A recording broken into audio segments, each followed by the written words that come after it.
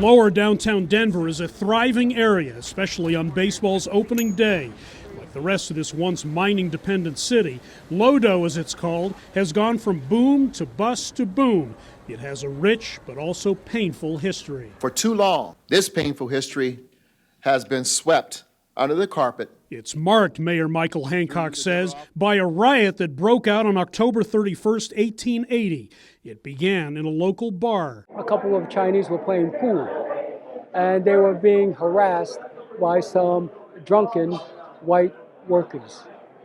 And a fight broke out. A mob of 3,000 to 5,000 whites descended on the area and during a day-long rampage destroyed hundreds of Chinese immigrant businesses and homes. A young Chinese man was lynched.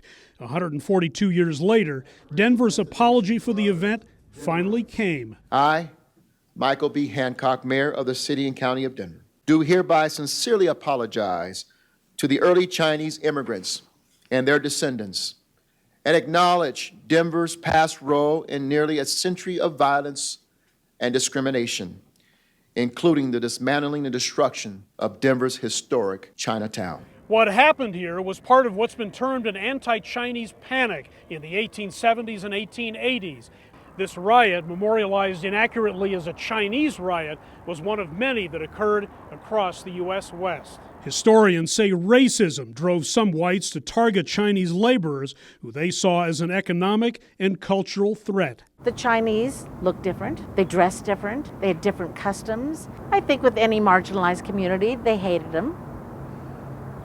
Again, everyone thought that they were competing for other jobs, but they weren't. Linda Lung's great-grandfather lived in Denver at the time. No, he did not experience the riot, but he knew that there was going to be trouble. She and one other descendant received the apology in person. It's acknowledgement. They're saying it happened. It will also serve to educate those who are ignorant of this shameful chapter in Colorado's history. Denver becomes the 5th U.S. city and first outside of California to issue this kind of apology.